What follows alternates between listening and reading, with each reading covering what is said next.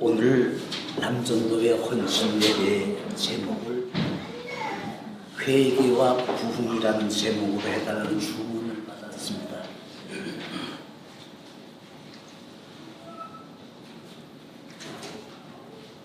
오늘 남전도의 찬송을 부르는 겁니다.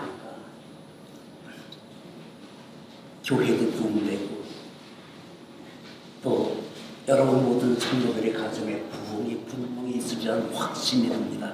우리 권요섭 형제가 아주 너무 열정적으로 지휘를 해서 아주 보기에 너무 좋네요. 이 회개와 부흥은 전혀 뜻은 다르지만은 성경에서 회개와 부흥은 이 동전의 앞면과 뒷면과 같다, 그렇게 볼 수가 있습니다.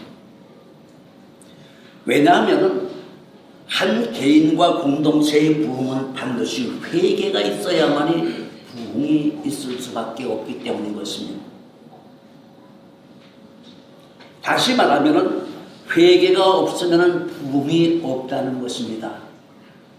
회개가 있었을 때 부흥이 아주 불같이 일어나게 되어 있는 것입니다. 진정한 회개는 자신의 죄나 잘못을 뉘우치고 나쁜 버릇이나 습관을 버리고 마음을 고쳐먹는 것이죠. 세상에서 죄악으로 살던 인생이 하나님께로 방향을 바꾸어서 거룩하게 살고 정직하게 살고 깨끗하게 살고 순결하게 살면서 십계명을 완성된 의인의 삶을 살아가는, 그래서 하나님을 따라 의와 진리와 거룩함으로 지음받는 새 사람으로 살아야 되기 때문에 이런 모든 회개가 있는 사람은 반드시 성공한 삶을 살고 부흥된 인생을 살게 된다는 것입니다. 이 회개는 자기 인생의 방향을 바꾸는 것과 같아요. 방향을 바꾸는 것이죠. 시편 1장 1절부터 보게 되면 복을 받을 수 있는 사람에 대해서 나오죠. 복을 받을 수 있는 사람은 악인의 길을 쫓지 말아야 되고 죄인의 길에 서지 말아야 되고 오만한 자의 자리도 앉지 않고 오직 하나님의 말씀을 즐거운 마음으로 날마다 묵상해야 된다고 그랬습니다. 이렇게 볼 때 진정한 회개는 하나님께서 주시는 복을 받을 수 있는 나 자신을 만드는 것이 회개죠.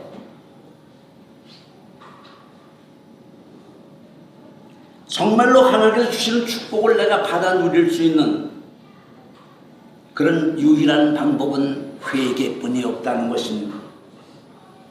그럼 회개의 방법은 뭘까요?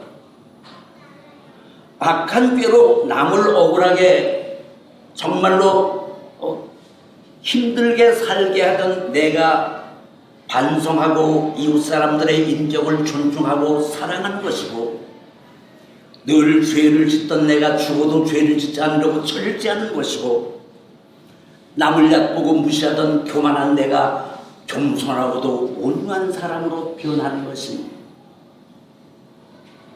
회개는 경험으로 볼 때 사탄의 종으로 호랑방탕에 살던 내가 넘어지고 실패해서 수렁에 빠져 죽게 되었을 때 나의 인생의 방향을 바꾸어서 하나님을 온전히 믿는 것이 회개인 것입니다.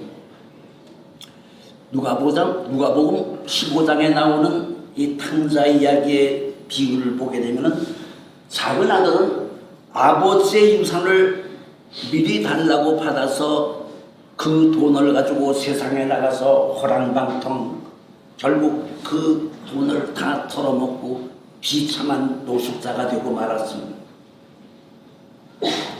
그 나라에 흉년이 들어서 먹을 것이 없습니다. 아주 궁핍했다고 그랬어요. 아주 심하게 가난한 것을 궁핍하다고 그랬어. 어디 가서 얻어먹을 수가 없습니다. 그래서 이 탕자는 어떻게 되겠습니까? 들판에 돼지 치는 사람은 대가서 돼지를 일러주고 먹는데 배가 너무 고파서 돼지가 먹는 쥐염 열매를 먹고 살았다고 그랬어요. 근데 어느 날 문득 생각하니까 내가 이렇게 살아서는 안 되지. 우리 아버지 집에 돌아가게 되면은 품꾼이 얼마나 많은가. 거기 가면 내가 아들의 자격이 아니라 품꾼의 자격으로 산다 할때도 굶어 죽지 않겠구나. 생각이 어떻게 합니까? 아버지께로 돌아가자 방향을 바꾸는 것이죠. 근데 그 아들이 생각을 그렇게 먹고 마음을 먹고 돌아서는 발걸음이 무겁지요. 아버지의 그 피 같은 돈을 갖다 다 털어먹고 빈손으로 좀 터덜터덜 돌아갔는데 아버지가 그 신나간 아들을 기다리고 있잖아요. 밤마다 문을 열어놓고 그 아들을 기다리고 있어요. 그 아버지를 만나 아들이 회개하죠. 아버지요, 내가 하나님과 아버지에게 진 죄를 내가 감당할 수가 없습니다. 이제부터는 아들이 아니고 아버지 집안의 품꾼으로 하나로 나를 여겨서 아버지 집의 일꾼으로 삼아달라고 그랬을 때 아버지가 어떻게 했습니까? 그 아들을 때 빼고 광내고 손가락에는 금가락지를 채워주고 아주 부귀영화 누리는 삶을 살게끔 만들어줬잖아요. 그러니까 가난과 궁핍 속에서 회개를 했더니 다시 그가 가는 곳마다 대접을 받고 부유하게 살게 되는 것이 부흥이죠. 그래서 우리 모든 부흥은 회개가 반드시 이루어졌을 때 우리는 누구나 부흥된 삶을 살아갈 수가 있다는 것입니다. 그래서 이 회개는 자기 인생의 방향을 바꾸는 것이다.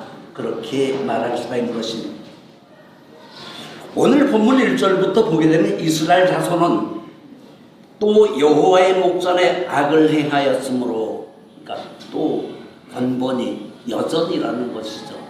하나님 앞에 죄악을 저질렀습니다. 하나님께서 이스라엘 백성들을 어떻게 했습니까? 미디안에다가 7년 동안 그냥 아주 비참한 속으로 만들었습니다.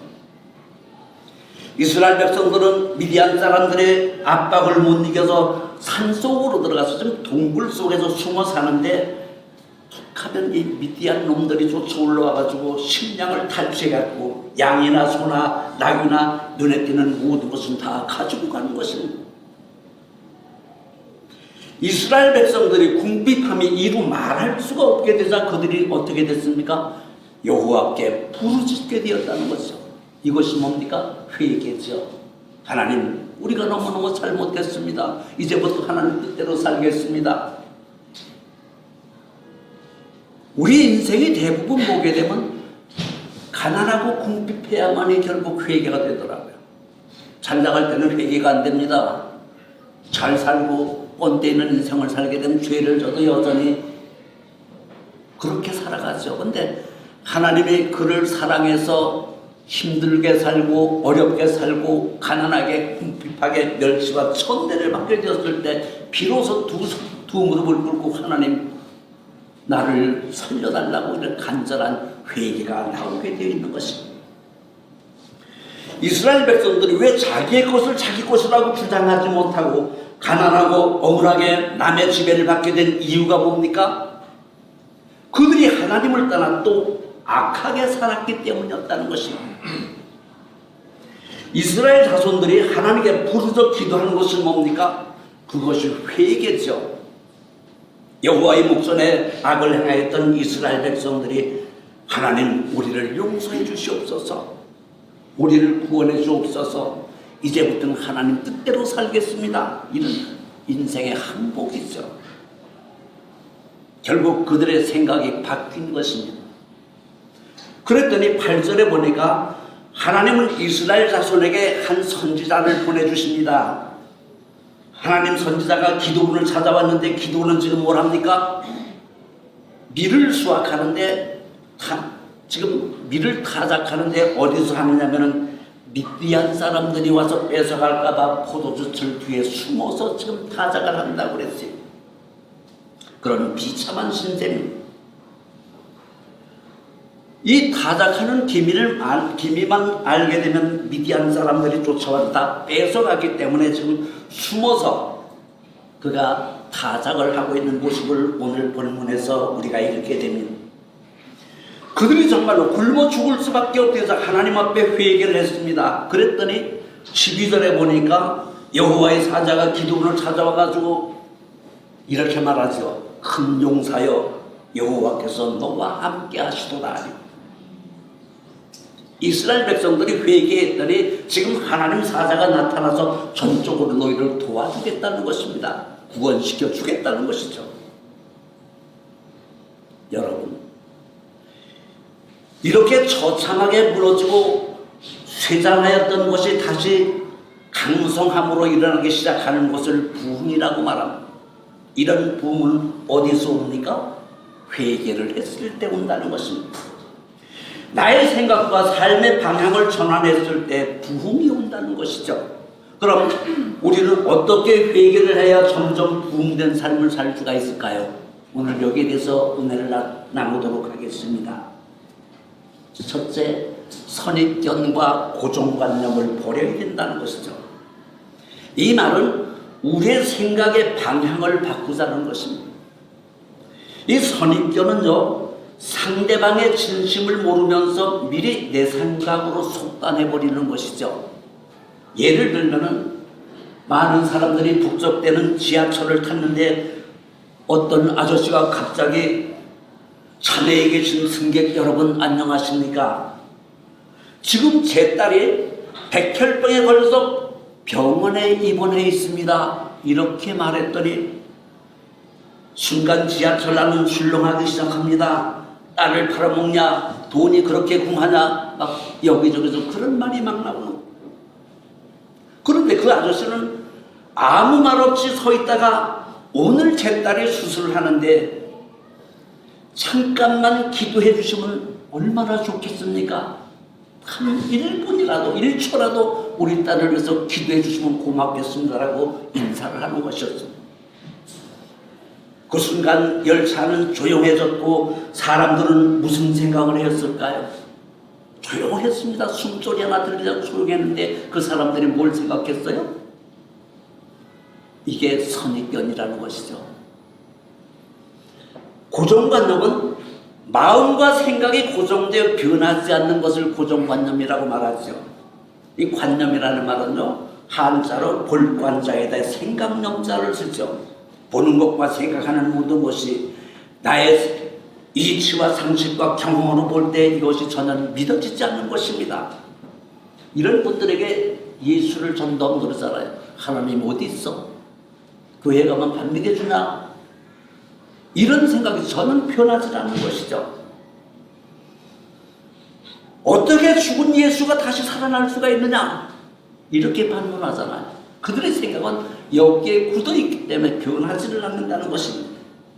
이런 생각이 돌같이 굳어 어떤 경우에도 변하지 않고 이런 고집들이 아주 심한 사람을 고정관념이 있다, 그렇게 말하는 것입니다. 오늘 본문의 기드온의 고정관념은 뭐고 그런 고정관념이 어떻게 변화됐습니까? 11절에 보니까 지금 이스라엘 민족은 미디안 사람들에게 강제로 지배받는 속국이에요. 기드온은 지금 포도주틀 뒤에 숨어서 타작을 하고 있는데 하나님의 사자가 나타나와서 기드온에게 지금 큰 용사여 여호와께서 너와 함께 하신다고 말하면서 기드온이 나가서 전쟁을 하라고 말합니다. 그런데 여기서 기드온이 뭐라고 그럽니까? 세 가지를 말하잖아요. 첫째가 뭡니까? 13절에 보니까 하나님께서 우리와 함께 계시면 어찌 우리가 이렇게 비참하게 되었습니까? 하나님이 살아계신다면 왜 우리에게 이런 일이 일어납니까? 두 번째는 뭡니까? 우리 조상들이 하나님께서 홍해바다를 가르고 우리 조상들을 애굽에서 해방시켰다는 그 모든 기적의 흔적들이 지금 어디에 있습니까? 보여주세요. 못 믿겠다는 것입니다. 어떻게 바다가 갈라져 우리의 조상들이 구원받았느냐? 우린 그런 걸 못 믿겠다는 것이죠. 세 번째는 지금 현실은 하나님께서 우리를 버려서 미디안 손에 속국으로 넘겨주시지 않았습니까?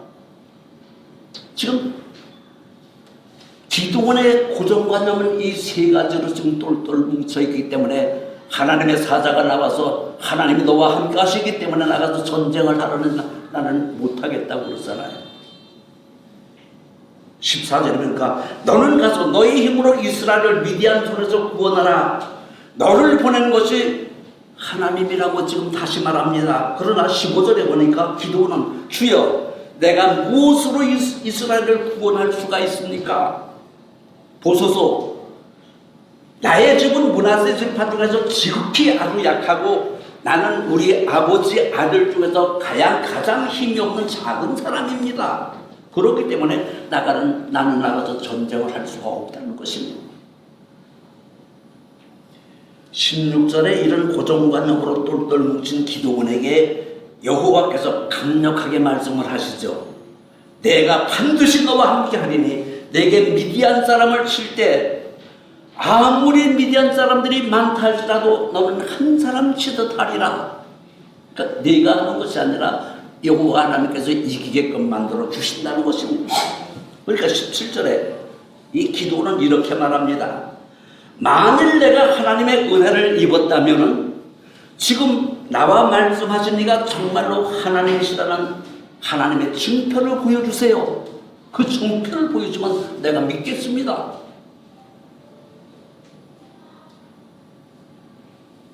지금 기도원의 생각은 하나님이 우리가 함께 계신다면 우리가 이렇게 비참한 삶을 살 수가 없었을 것이라는 것이고, 하나님께서 홍해바다를 갈라서 우리 조상들을 구원했던 증거가 지금 어디 있느냐? 우리는 못 믿겠습니다. 그리고 기도원은 하나님을 믿을 수 없는 생각으로 고정되어서 하나님을 우리를 버리셨다는 생각으로 나는 나가서 싸울 수가 없다는 것을 지금 말하고 있습니다. 그리고 하나님이 지금 나와 함께 하신다 해도 나는 므낫세 지파에서 가장 연약한 사람이고 우리 아버지 아들 중에서 가장 힘이 없는 작은 사람이기 때문에 나는 그런 일을 절대로 나는 못한다는 것이죠. 이것이 기드온의 선입관과 고정관념이었습니다. 그런데 이런 기드온의 생각이 어떻게 믿음으로 변화가 됩니까? 14절에 보니까 여호와께서 그를 향하여 말씀하시기를 너는 가서 너희 힘으로 이스라엘을 미디안 손에서 구원하라. 내가 너를 보낸 것이 아니냐. 이 말은 내가 너를 지명하여 불렀다는 것입니다. 하나님이 특별히 너에게 사명을 줬다는 것이죠. 16절에 보니까 여호와께서 그에게 내가 반드시 너와 함께 하리니 내가 미디안 사람들을 칠 때 그들이 숫자가 아무리 많다 할지라도 너는 한 사람 치듯 반드시 승리할 것이라고 기드온에게 계속 용기와 희망을 불어넣습니다. 그런데 17절에 보니까 기드온의 대답은 여전히 내가 정말로 하나님의 은혜를 받았다면 지금 그렇게 말씀하시는 분이 하나님이라는 증표를 내 눈으로 보여주십시오서 보여달라고 지금 부탁합니다. 그랬더니 18절에 보니까 내가 예물을 가지고 와서 그것을 주 앞에 제사 드리기까지 떠나지 말고 여기서 기다려달라고 그러죠. 19절에 보니까 기드온은 염소를 잡았고 무교봉을 만들어서 제물을 가지고 지금 상수리나무 밑으로 왔습니다. 그것을 지금 하나님께 제사를 드리고 있는데 20절에 보니까 하나님의 사자가 기드온에게 그 고기와 무교봉과 국을 바위에다 쏟으라 그랬어요. 기드온은 그걸 갖다 똑같이 하나님 말씀에 순종해서 쏟았습니다. 그랬더니 하나님의 사자가 지팡이를 들고 그 재물에 건드리니까 바위에서 불이 나서 한순간에 모든 것이 다 타고 말았습니다. 그런데 보니까 하나님 사자가 간 곳이 없어져 버렸습니다. 기드온이 그 순간 정말로 하나님이 틀림없구나. 그래서 엎드려서 막 회개를 하잖아요. 하나님이여 내가 주를 봤더니 나를 좀 살려달라고 나를 용서해달라고 막 간절하게 막 회개 기도를 합니다. 23절에 하나님께서 응답이 오십니다. 너는 안심하라. 두려워하지 말고 너는 죽지 않고 내가 준 사명을 반드시 내린다는 것이죠. 기드온은 지금까지 하나님을 믿지 못했는데 지금 자기 눈으로 확인된 확실한 증표를 보고 눈이 휘둥그레진 것입니다. 하나님이 정말 살아계시네. 좀 증거를 보았습니다. 그런데 이 기드온의 고정관념은 흔들리는 지금 고정관념이잖아요. 하나님의 징표를 받는데도 불구하고 이게 긴가민가 반신반의 50% 지금 믿음이 생겼습니다. 그러니까 그 다음 기도는 미심쩍은 자기의 생각을 지금 어떻게 말합니까? 오늘 본문 이후의 말씀을 보면 37절에 하나님 내가 양털 한 뭉치를 타작마당에다 갖다 넣어두니까 만일 이슬이 양털에만 있고 주변 땅은 깨끗하게 마른다면 하나님 말씀대로 내가 내 손으로 이스라엘 구원하러 미디안과 싸우러 나가겠습니다. 그렇게 해서 양털을 갖다 놨더니 어떻게 되었습니까? 38절에 아침에 나가봤더니 양털을 가져다가 양털을 짰더니 물이 그득하게 고였고 그 땅 주변은 아주 뽀송뽀송하게 말라있는 것입니다. 그런데 기드온의 생각이 어때요? 아직도 못 믿는 것입니다. 그래서 다시 시험을 합니다. 39절에 하나님 노하지 마옵소서 내가 한 번만 더 시험을 하겠나이다. 이번에는 양털은 마르고 주변 땅은 젖게 한다면은 정말로 하나님 말씀을 내가 믿고 나가서 싸우겠습니다. 그래가지고 아침에 나갔더니 어떻게 했으면 양털은 뽀송뽀송하게 말랐는데 주변의 땅들이 모두 전부 다 젖어 있는 것입니다. 여기서 우리가 교훈받아야 될 것은 뭡니까?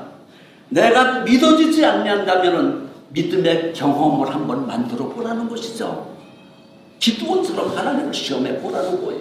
하나님은 분명히 살아계신 역사를 그 증표를 우리에게 보여주신다는 것입니다. 이때부터 기도는 완전히 하나님 말씀의 신봉자가 됩니다. 옛날에는 안 됩니다. 못합니다. 하나님 어디 계십니까? 이렇게 아주 고정관념으로 똘똘 묻혔던 사람이 하나님 말씀이 무조건 자기의 생명까지 바쳐서 순종하기로 마음의 결심이 완전히 바뀐 사람이 되었습니다. 여기서 기드온의 회개가 그 다음부터 기드온과 이스라엘 백성들의 부흥이 시작하게 되는 것을 볼 수가 있습니다. 33절에 보면 미디안과 아말렉과 동방 사람들이 요단강을 건너와서 이스라엘 골짜기에 진을 치고 지금 완전히 기드온은 자기 혼자 나가려고 했더니 나팔을 불어줄 때 자기의 모든 이 아비에셀의 지파와 모든 사람들이 각 지파 12지파가 모여서 기드온을 따라온 군사가 지금 수없이 많아진 것입니다. 그래서 이 샘물 곁에 진을 치고 있었을 때 이 사사기 7장서부터 보게 되면 하나님께서 기드온에게 이렇게 말씀하십니다. 야, 너희 백성이 너무 많다. 내가 지금 명령해서 이 전쟁이 두렵고 겁이 있는 사람은 집으로 돌아가게 하라.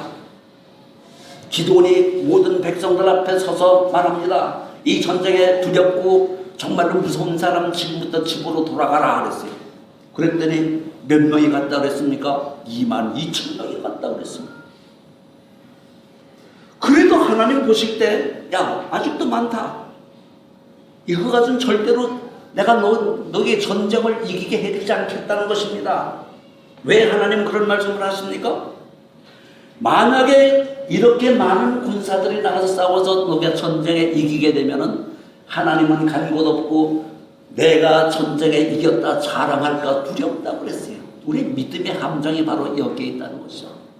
대부분 이 간증하는 분들을 보게 되면 처음에는 하나님의 은혜를 다 간증을 하지만 점점 가다 보면 하나님은 간 곳 없고 자기 자신이 드러나게 돼버리잖아요. 하나님은 이것을 싫어하시는 것이죠.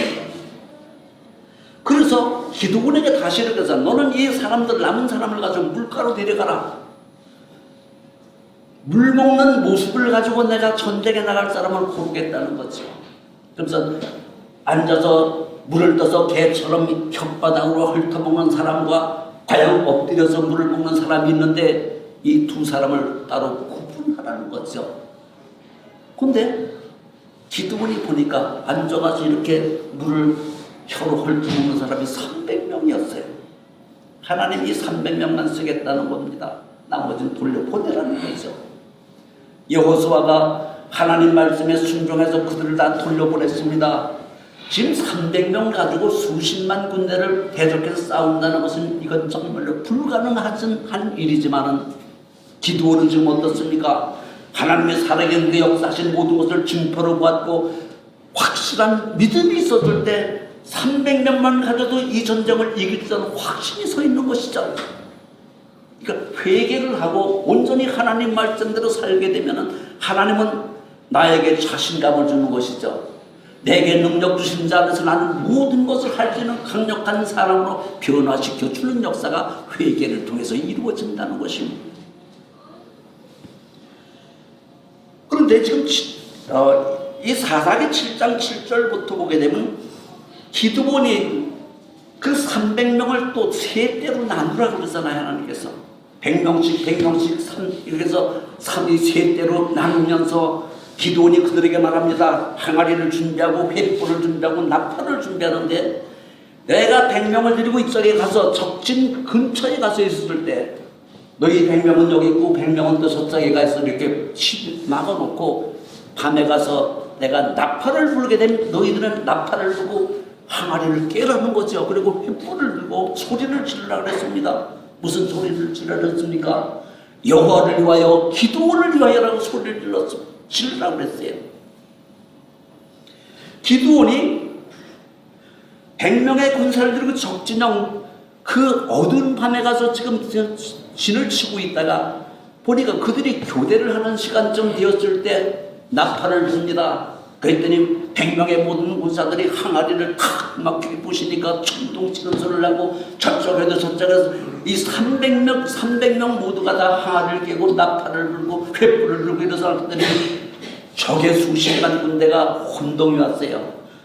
정신이 없습니다. 하나님이 그들을 갖다 그렇게 허투르니까 자기끼리 칼을 찌르고 전쟁에 불어나가지고 거의 다 죽어버렸습니다. 나머지 쭉 도망갈 때 이스라엘 백성들이 가서 쳐 죽이는 역사가 있었습니다.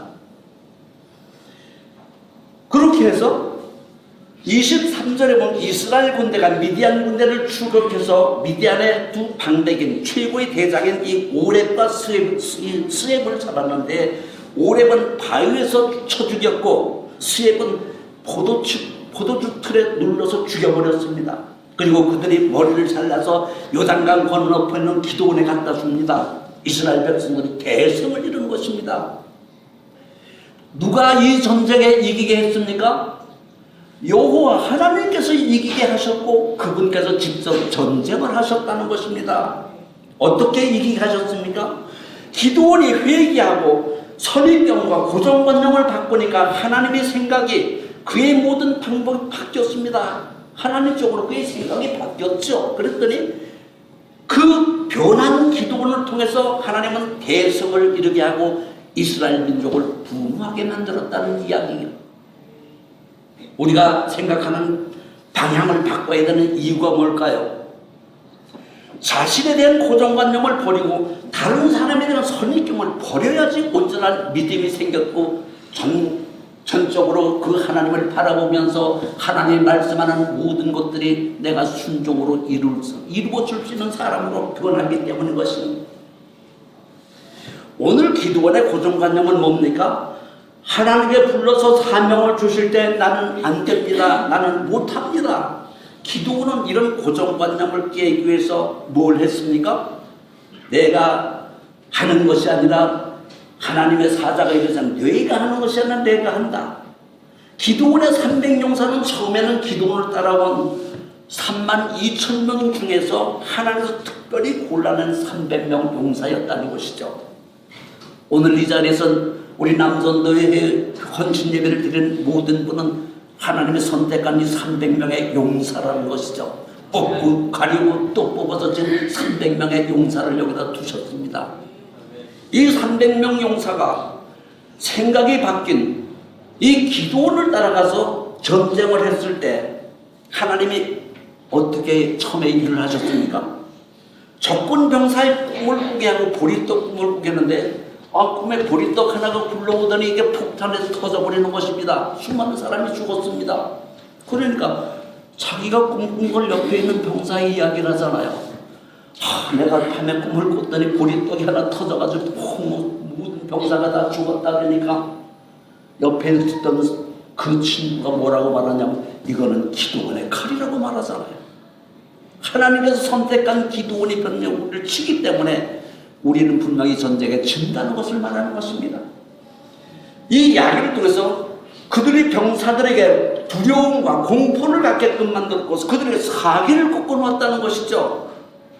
나중에 그들이 혼란에 빠져 자기들이 치고받고 죽이는 역사가 일어났고 전쟁은 완전히 이스라엘 백성이 대승리를 하게끔 되었던 것입니다. 여기서 기드온이 한 일이 뭡니까? 하나님의 말씀에 순종해서 300명의 용사를 남긴 것이고 그 300명의 용사로 횃불을 들게끔 만들었고 항아리를 부수고 여호와를 위하여 소리쳤던 것. 오직 한 일은 그것뿐이 없는데 전쟁에 이겼다는 것입니다. 생명나무교회 남전도의 회원 여러분, 오늘 우리가 성공하고 하루에서 반드시 부흥할 수 있는 믿음의 방법이 뭘까요? 철저하게 나 자신을 회개하고 반드시 나의 생각을 하나님께로 방향 전환을 해야 된다는 것입니다. 내 생각대로, 내 방법대로, 내 꾀로 사는 것이 아니라 하나님 말씀대로, 하나님 뜻대로, 하나님이 원하신 대로 살면은 모든 성공과 부흥은 하나님께서 우리에게 주시는 선물이라는 것이죠. 한 주간도 세상 나가 사실 때 날마다 우리의 생각을 돌이켜 회개하고 하나님 말씀에 순종하심으로 반드시 한우에서 부흥하는 남전도 회원 여러분들 예수님의 이름으로 축원합니다. 거룩하시고 존귀하신 우리 아버지 하나님, 오늘 생명나무교회 남전도 회원들이 헌신 예배를 드릴 때 아버지 하나님의 모든 성도들이 기드온처럼 고정관념을 버리고 하나님이 내게 능력 주신다는 모든 것을 할 때는 자신감을 갖고 세상을 향해 담대히 나가 하나님 말씀대로 산다면 반드시 부흥이 온다는 확신을 갖고 세상을 이기는 귀한 역사가 있게끔 도와주옵소서. 예수님 이름으로 기도드리옵나이다. 아멘.